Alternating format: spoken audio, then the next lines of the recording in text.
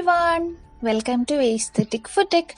So in this video, I'm going to discuss about physical properties of lipids.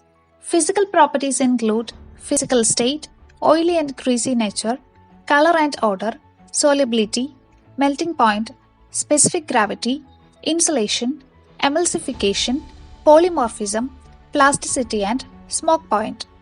Physical state. Fats containing saturated fatty acids are solids and fats containing unsaturated fatty acids are liquids. Oily and greasy.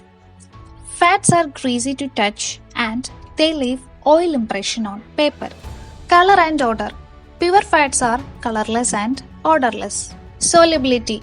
Fats are insoluble or sparingly soluble in water, and also they are hydrophobic in nature, that is, they have water-hating nature, but they are highly soluble in organic solvents like alcohol, ether, etc. Melting point.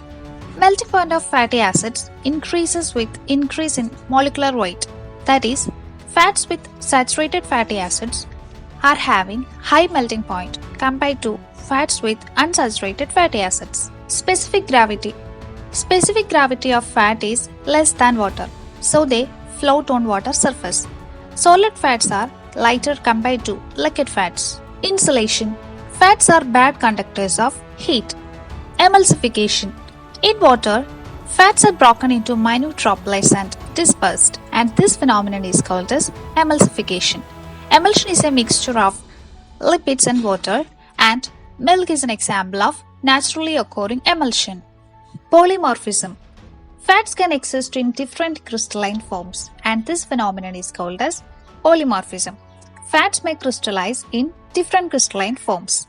The smallest and least stable crystals that are formed are called alpha crystals, and these crystals are formed if fats are chilled rapidly. Plasticity of fats or lipids. Fats are moldable and can be creamed to exhibit plastic nature. Such fats do not have the ability to flow at room temperature and will be solid fats.